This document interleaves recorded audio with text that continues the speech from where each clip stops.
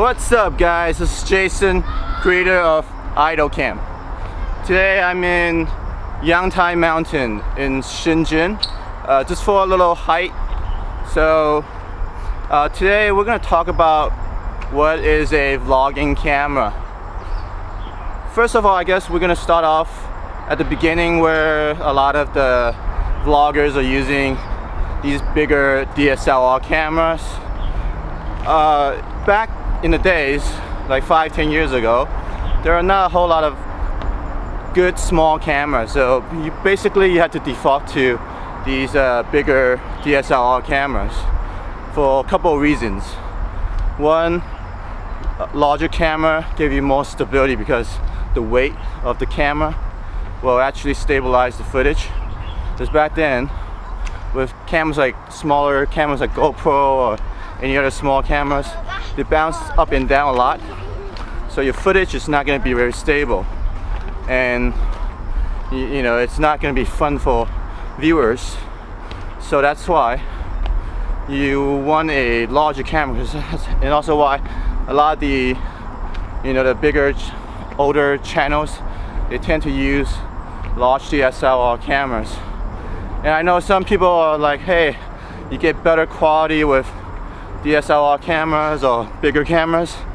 I'm not disagreeing with that, but however, with YouTube, no matter how high quality your images, they will get compressed. So any small camera nowadays, the image quality, I'm only talking about the image quality, will be more than enough. So I don't think that's something that you'll be worrying about the image quality.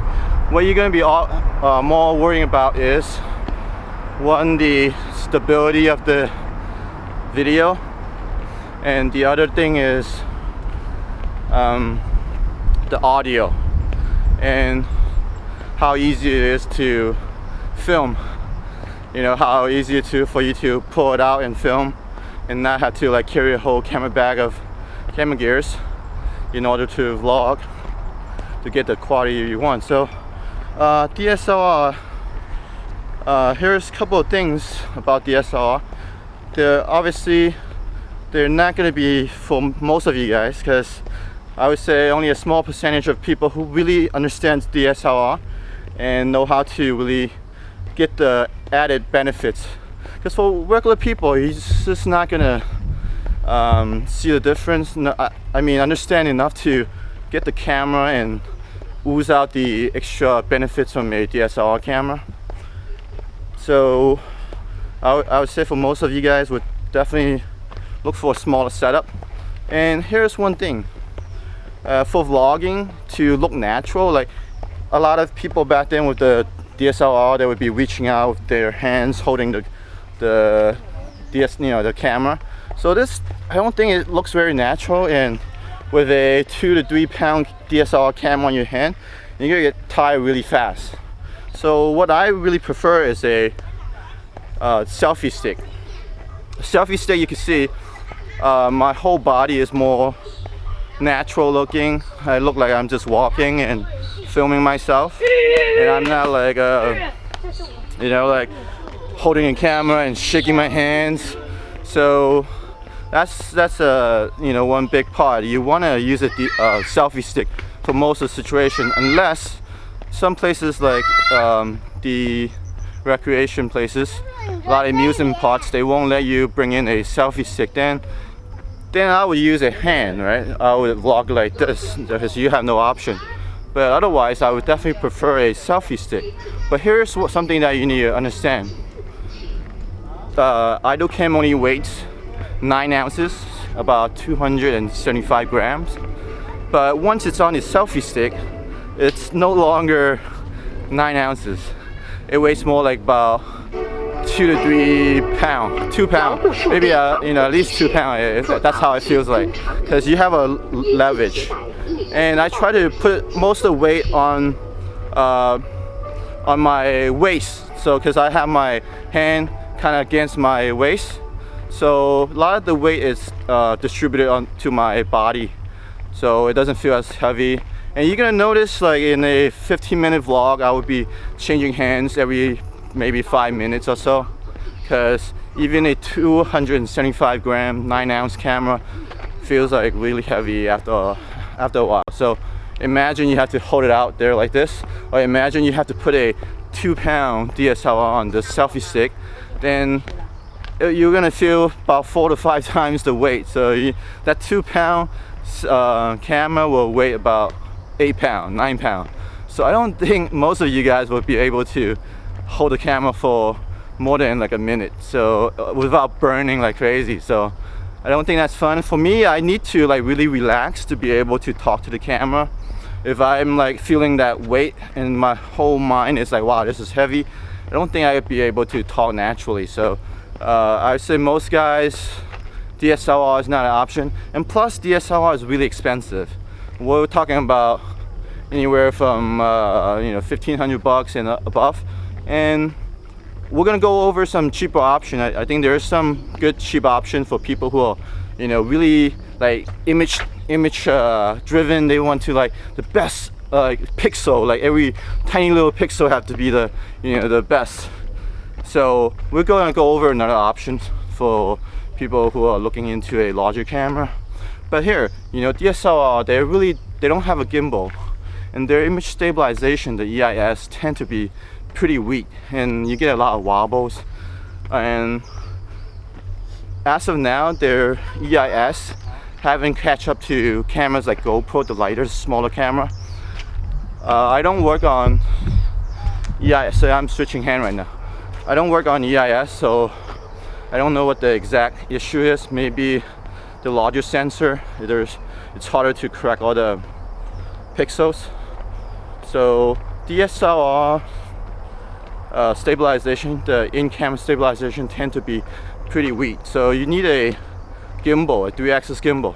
So if that camera used to weigh like 2 pounds, now you're really looking at 4 pounds, maybe 3 pounds, 3.5 pounds. And if you extend that arm, what you really have on the end of this hand is about 10, 15 pounds of camera. So it's definitely not going to be fun for most of you guys, unless you're only like vlogging for a couple of seconds, you know, 10, 30 seconds. It's definitely not going to be vlogs like this that you'll be able to like comfortably walking and chatting to the camera. I'm huffing and puffing because I haven't been exercising for a while. I try, but I've been busy, so yeah, hiking it's fun. I like to hike. So yeah. And then, you know, with DSLR, the lenses is gonna be very expensive. You're gonna be like paying anywhere from $300 for a lens to $3,000-$4,000. There's no limit to how expensive a DSLR camera lens is. So I don't think it's an option for most of you guys, unless you really know what you're after. If you're like, hey, I really know about DSLR cameras, I know how to really get the most out of it, and yeah, it's you know, it's your option. But for, I would say 80-90% of you guys, it's definitely not going to be a good option as a vlogging camera option. Definitely not. So we're gonna go down the size. So the next one, I would say it's cameras like the Canon M50, the Sony ZV-1, the Sony ZV-10, I think they just came out. Those are really nice camera for people who are looking to, you know, for a picture camera and a video / maybe vlogging camera. I think it's a versatile camera. You know, if you want to shoot photo and picture, I think those are good cameras. And ZV-1 have been, you know, kind of like pretty popular lately because of like it's you know, marketed as the vlogging camera. It's designed to be a vlogging camera. But however, from a lot of reviews I've been seeing, let's say the channel from Benson and then Cameras Conspiracies, I understand that their lenses are really tight. So at what they're saying, the 24mm, which is the widest, 24 or 28, which is the widest, but there's no stabilization. So what you're really getting is a rocky image, and it's not fun. And I saw the stabilization wasn't nowhere near, you know, something like IdoCam or GoPro or the DJI Osmo Pocket, or even like the Insta360. So you see, today I think I'm hiking, so I'm actually switching hand quite a bit. Yeah, so this, you know, IdoCam is only 275 grams, so I don't think you want to go any heavier than this.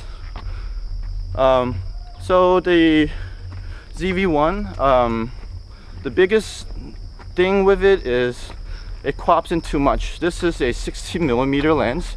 I feel like it's the perfect focal length because of you get the head and most of the body, and then where the selfie stick starts, you don't really see it, so it almost looks like I'm just walking normally, you know. So I think the 60mm is a really good,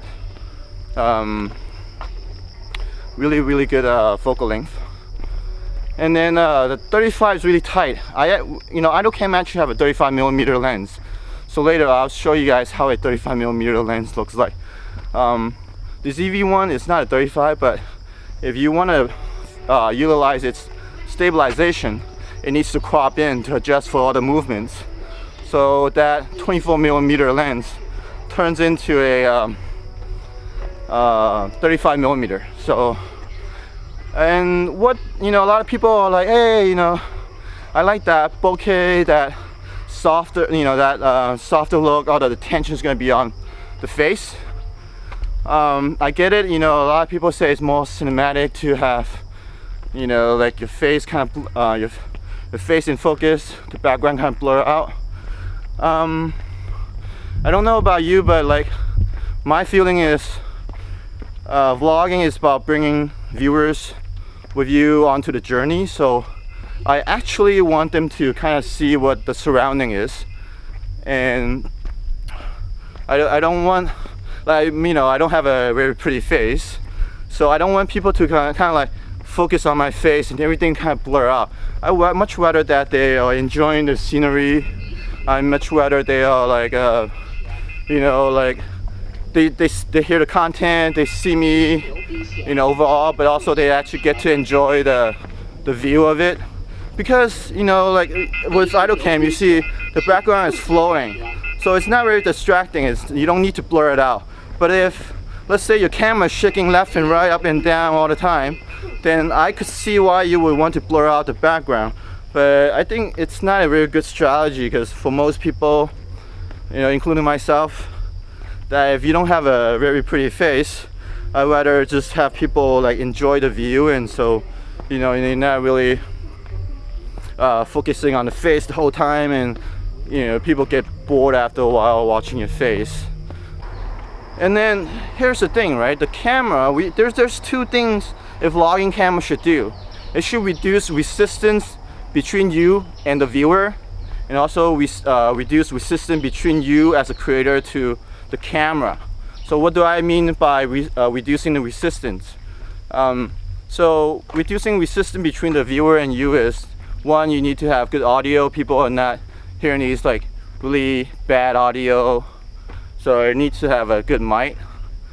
And then you want the image to be quite stable, so people are not like getting dizzy after a while watching you. And then third is just, you know, you have really good content. So I think that's the first resistance that you need to think about. And then second is camera, right? The camera and the creator. How does it fit into your lifestyle? How does it fit into your style of shooting?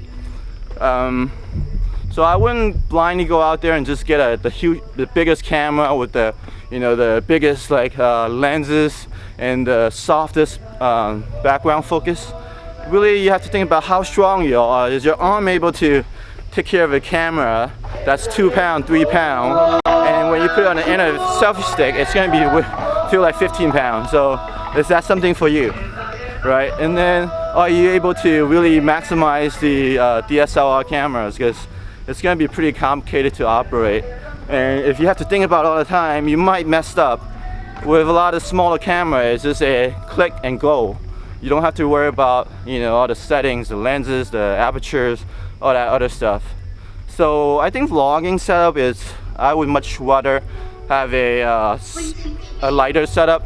Today I'm really switching back and forth a lot.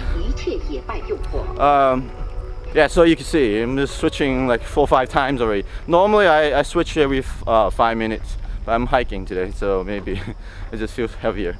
Yeah, so small camera I think is the way to go. So if you're looking for DSLR, ZV-1 and ZV-10 would be, Sony ZV-1, ZV-10 would be a better option. You know, you don't get the full bokeh effect, but it's there. So here's the other thing, and you can, I see Benson, he have a way out. It's, you put it on a gimbal and it also extends it out a little bit more, so you get the stability and also the wider coverage. And then I saw another person said he does like post stabilization, so that's another way out, right? Post stabilization. So now we're gonna go maybe smartphone now. Smartphone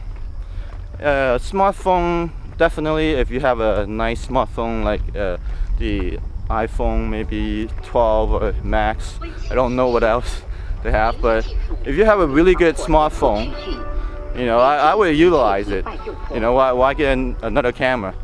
But here's the thing with smartphone for vlogging is the good lenses is actually facing forward, and when you flip it around shooting yourself, you don't get to see the monitor. You don't know what you're filming, so half the time you might be out of the frame, or you might be like, you know, off frame, and you don't know it, right? So that is one little issue. And then sometime when you're vlogging, someone calls you and they're like, do I pick up the phone or do I, you know, just keep on vlogging? So that is the issue that I see. But it's a great option. I think you know, for people who don't want to spend the money, want to test out vlogging, see if something that's you know, it's right for you. And maybe we'll talk about vlogging, why, you know, you would want to consider vlogging. I find it's fun, you know, it's good to share my opinion and talk in front of the camera. I'm actually got in the hang of it. It feels pretty natural now. You know, it's pretty fun. I probably would suggest putting a what you call that, a gimbal, 3-axis gimbal, and then you want an external mic. So it gets pretty bulky, but I think it's a really good setup if you don't want a, you know, a dedicated system. So yeah, the next camera down the list would be action cameras like GoPro, Insta360, the DJI Osmo Action. So these are really nice little small cameras that you could you know, bring it with you all the time. They're small enough. And the biggest thing is if you're doing like water sport a lot, these would be your go-to cameras because the other cameras wouldn't be waterproofing, you know, for water sports. So yeah, the only thing is, yeah, you would need to get an external mic, and I believe most of these smaller cameras don't have a direct plug-in, and you need to have a adapter. So that one thing I don't like about adapters is you might, you know, plug them in wrong, or after a long time of using it, it gets loose and the connection is not good. So as you know, a lot of time when you buy smartphone chargers, after a while, you pull it back and forth, the coating, the gold coating or whatever the coating that's, after a while it gets scraped, and then the connection is not going to be so good. The worst thing is you find yourself half the time that the audio didn't get recorded, so that's pretty bad. That's the only thing that I would worry about, is the audio with the external mic after a while. I also have a couple of customers told me, and also some of the review from Cam Conspiracy, he mentions that with the GoPro Media Mod, when you plug it in, it does risk of getting overheating, and once it overheats, then the camera shuts down, and a lot of time your video footage will be gone, right? So that is another small little thing that you need to think about. And after the action cameras, and there's the DJI Osmo Pocket, and I think Filmy Palm 2, but I don't know about Filmy Palm 2 too much. But like the Osmo Pocket, that seems to be a really good option. The one is a little bit too tight. The lens I think was like 24 or 20, I don't know, 28. But the Osmo Pocket 2, where did I go? Osmo Pocket 2, it have a wider lens. I believe is 20 millimeter, and what we have here is a 16 millimeter. So 20 millimeter is good, and then they also have a wide angle adapter that brings out to 15. So I see some of the vlogs, it seems to be pretty good. I think it's a good option for people who are looking for a, you know, all-inclusive vlogging, traveling, memory type of you know, family memory type of camera. And one of the plus they have is that it's pocketable. It's quite small, and you just, you know, put it in your pocket. But although it seems like it's still, you know, it also have a remote mic, a wireless mic, so that is a bonus, because like most cameras, they don't have a wireless mic, so I say that's a good option. Huffing and puffing. So the DJI Osmo Pocket, it's very good. Small, price is good, lightweight. You can hold it out like this. You can put it on a selfie stick, no worry. The one thing is probably the small screen. It doesn't have a flip out screen, and that can be for vlogging, it's not so good. But I guess, you know, you could kind of see yourself in the framing, and I think that should be fine. It's just sometimes you want to see yourself, your face is too dark or too light, blown out. So larger screens would be better, but I don't think it's a huge issue. It's light, price is right, and it have you know, all the little things that you need. So if out of all these cameras, DSLR, ZV-1, GoPro, Insta360, I think the Pocket 2 makes the most sense. So yeah, I would pick Pocket 2. But we have IdleCam here. This is IdleCam. It's small, very small, but it's not pocketable small. You know, if you have a big, you know, you have a jacket, then you could put it in your pocket, but it's more like a square type of design. And actually, in the beginning, I have this design like very similar to the Osmo Pocket, but I just felt like, you know, I need that camera nostalgic. You know, I want to hold IdleCam, and I feel like I'm holding a actual camera. I'm not holding a gimbal, so that's why I final design on this design with a more camera-looking gimbal camera, not a gimbal-looking gimbal camera. I don't know if that makes sense, but yeah. So with IdleCam, you know, you see the lens, you know, the coverage is, I think, is very balanced, and stability is quite good. You know, you don't get too much wobble, especially on a selfie stick. Then the audio, it's very close to a video roll mic. In our tests, I prefer our mic over the video micro, the Rode Video Micro. Except that in higher wind, the video micro wins because of it have a bigger wind muff. We purposely don't want a huge one because of otherwise, you know, you're gonna be bringing a big setup and kind of defeats the purpose of idle cam. And I think the biggest difference between idle cam and let's say DJI Pocket, the Osmos, the GoPros, is we're the only small camera that give you an interchangeable lens system. We have 7 lenses. We got like starting from microscope to fisheye lens to you know, this vlogging lens to the 35mm, very similar to the ZV-1.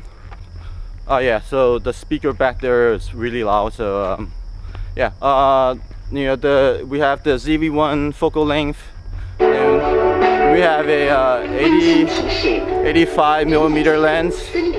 Then we also have a 350mm lens. So yeah, with interchangeable lenses, it's quite versatile and very powerful. You could change different lenses. With these other smaller cameras, you don't have that versatility. You're pretty much locked into one lens. And again, I mean, you could change these little lens converters, little filters that, you know, make it wider or a little narrower, but that typically it's a patch, right? It's a patch. It's not the best way to go about it, because it actually reduces the image quality and also a whole lot of other issues with it.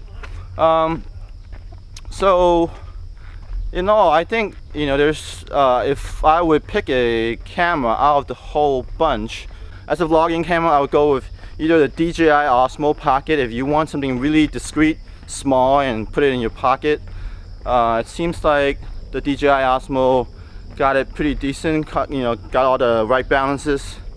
And then the other one I would pick is the idle cam, because it's a small camera and it does what it does. You know, it's designed to be vlogging. And then it also gave you the versatility of interchangeable lenses, and you also have the options of lighting. You know, you could actually put a little small spotlight or beauty light, so that the other cameras don't have. Okay guys, as you can see, this is the GoPro-ish DJI Osmo Action, the Insta360 wide angle for sport vlogging. You know, running. You know, this is sport vlogging.